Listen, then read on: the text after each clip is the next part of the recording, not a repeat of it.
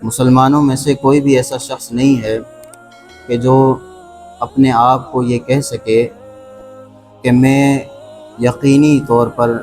جنتی ہوں، یا یہ کہہ سکے کہ میں ضرور بالضرور جنت میں داخل ہوں گا،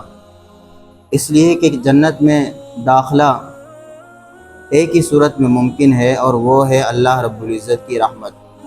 قرآن مجید میں اللہ رب العزت نے ارشاد فرمایا ہے وَأَمَّا الَّذِينَ ابْيَضَّتْ وُجُوهُهُمْ فَفِي رَحْمَةِ اللَّهِ هُمْ فِيهَا خَالِدُونَ، سورہ آل عمران آیت نمبر 107۔ اور رہے وہ لوگ کہ جن کے چہرے سفید ہوں گے تو وہ اللہ کی رحمت میں رہیں گے ہمیشہ۔ اس کا مطلب یہ ہے کہ اللہ کی رحمت کے سوا کوئی ایسا چارہ نہیں ہے کہ جس کی وجہ سے انسان جنتی ہو سکے۔ حدیث مبارکہ اس ضمن میں موجود ہے، مسلم شریف کی حدیث مبارکہ ہے 7113، کہ نبی کریم صلی اللہ علیہ وسلم سے حضرت ابو ہریرہ رضی اللہ تعالی عنہ روایت کرتے ہیں کہ رسول کریم صلی اللہ علیہ وسلم نے ارشاد فرمایا ما من احد یدخلہ عملہ الجنۃ، کہ کوئی بھی ایسا شخص نہیں ہے کہ جو اپنے عمل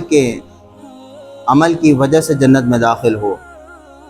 تو صحابہ کرام نے عرض کیا کہ یا رسول اللہ صلی اللہ علیہ وسلم آپ بھی نہیں داخل ہوں گے؟ تو رسول کریم صلی اللہ علیہ وسلم نے پھر ارشاد فرمایا ولا انا، میں بھی نہیں داخل ہوں گا۔ آگے پھر فرمایا الا ان یتغمدنی ربی برحمت ولکن سددوا، میں بھی داخل نہیں ہوگا مگر یہ کہ اللہ رب العزت کی رحمت مجھے ڈھانپ لے، لیکن کیا ہے کہ تم سیدھے راستے پر چلتے رہو، تم سیدھا عمل کرتے رہو، تمہارا جو عمل ہے وہ تمہیں جنت میں داخل نہیں کر سکتا سوائے اس کے کہ اللہ رب العزت کی رحمت تمہیں لے جائے۔ تو اللہ کی رحمت کے سوا کسی کو بھی یہ مجال نہیں ہے کہ وہ جنت میں داخل ہو جائے۔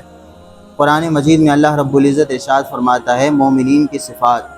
تو ہم اس بارے میں قرآن مجید میں جو آیات ہیں، جو نشانیاں ہیں، اس کا تذکرہ کریں گے تاکہ اللہ رب العزت اس کے طفیل ہمارے اندر وہ صفات پیدا فرما دے کہ جن کی وجہ سے اللہ کی رحمت کے طلبگار ہو جائیں۔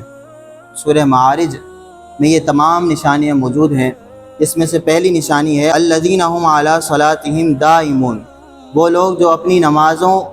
پر قائم رہتے ہیں، ہمیشہ نمازیں ادا کرتے رہتے ہیں، اپنی نمازوں میں کوتاہی نہیں کرتے، ہمیشہ وہ نمازیں ادا کرتے رہتے ہیں۔ والذین فی اموالہم حق معلوم، یہ دوسری نشانی ہے مومنین کی، کہ وہ لوگ جو اپنے مال جو ان پر حق ہے اس حق کی وجہ سے وہ مال کو خرچ کرتے ہیں، للسائل والمحروم، سوال کرنے والے کے لیے بھی اور جو سوال نہیں کر سکتا اور وہ ضرورت مند ہے اس کے لیے بھی وہ اپنے مال کو خرچ کرتے ہیں۔ یعنی وہ مومنین ان کی عادت ہوتی ہے کہ ہر حال میں سوال کرنے والا ہو یا سوال کرنے والا نہ ہو، اگر وہ مستحق ہے تو مومن کی عادت ہوگی کہ سائل کو تو دیتا ہے لیکن جو سوال کرنے سے ہچکچاتا ہے اس کو بھی خاموشی سے عطا کرتا رہتا ہے۔ یہ مومن کی ایک نشانی ہے۔ تیسری نشانی فرمایا والذین یصدقون بیوم الدین، مومن کے اندر جو ہے یہ بھی علامت ہوتی ہے، یہ بھی نشانی ہوتی ہے کہ وہ قیامت کے دن پر سچے دل سے ایمان رکھتا ہے، آخرت کے دن پر سچے دل سے یقین رکھتا ہے۔ اس یقین کا یہ کمال ہوتا ہے کہ اس کی وجہ سے اس کا جو عمل ہے وہ صادق ہو جاتا ہے۔ جو شخص اللہ رب العزت کی بارگاہ کی طرف ہمیشہ متوجہ ہو، اس کے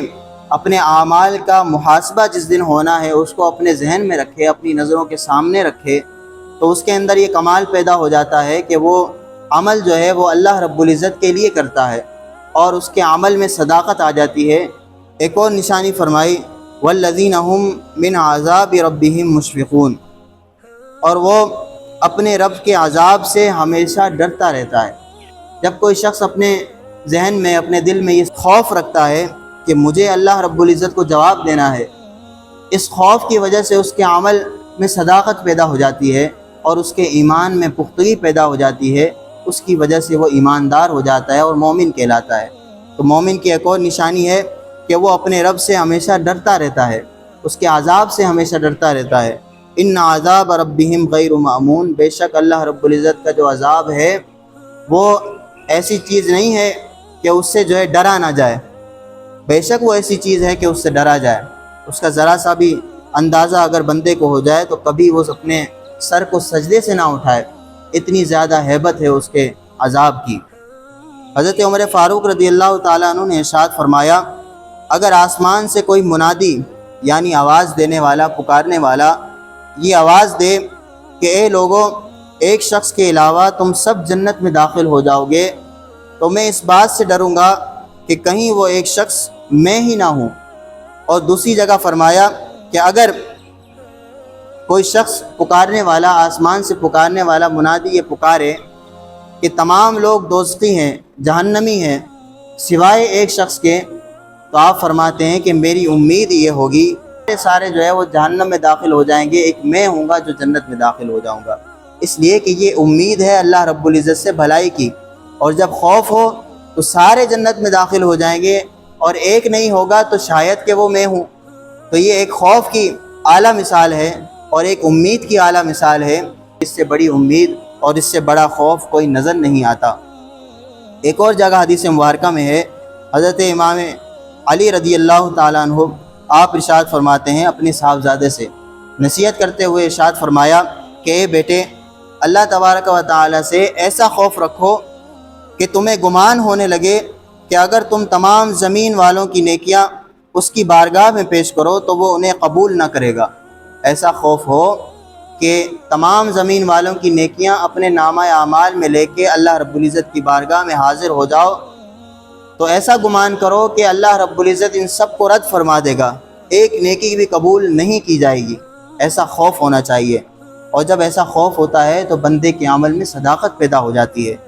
اگر اللہ کے سامنے تمام روئے زمین کے گناہ جو ہے اپنے نامہ اعمال میں لے کے اللہ کی بارگاہ میں اگر تم حاضر ہو جاؤ تو پھر یہ سمجھو کہ اللہ رب العزت جو ہے تمام کے تمام کو معاف فرما کر تمہیں جنت میں داخل فرما دے گا۔ ایسی امید ہونی چاہیے انسان کے دل میں۔ جب ایسا خوف اور ایسی امید ہو تو حدیث مبارکہ میں اس کے بارے میں آیا، الایمان بین الخوف والرجاء، کہ ایمان خوف اور امید کی درمیان ہے۔ اس کے علاوہ مومنین کے لیے جو نشانیاں ہیں قرآن مجید میں، اس میں سے ایک نشانی یہ بھی ہے کہ مومن روز قیامت کے محاسبے کو یقینی سمجھتا ہے۔ ایک شخص نے کوئی عمل کیا،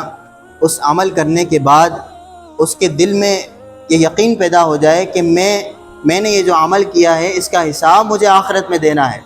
جب اس کو حساب دینے کا خوف پیدا ہو جاتا ہے تو اس کا عمل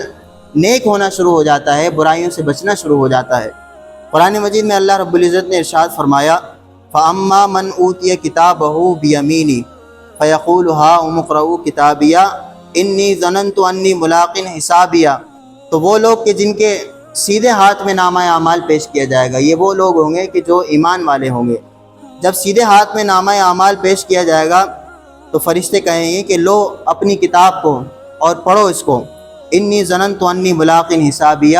تو وہ کیا جواب دے گا؟ بے شک مجھے تو یقین تھا کہ مجھے یہ حساب ملنے والا ہے۔ جب اس کو یقین تھا تو اس یقین کی وجہ سے اس نے نیک عمل کیا، اور نیک عمل کرنے کی وجہ سے اس کے سیدھے ہاتھ میں نامہ اعمال پیش کیا گیا۔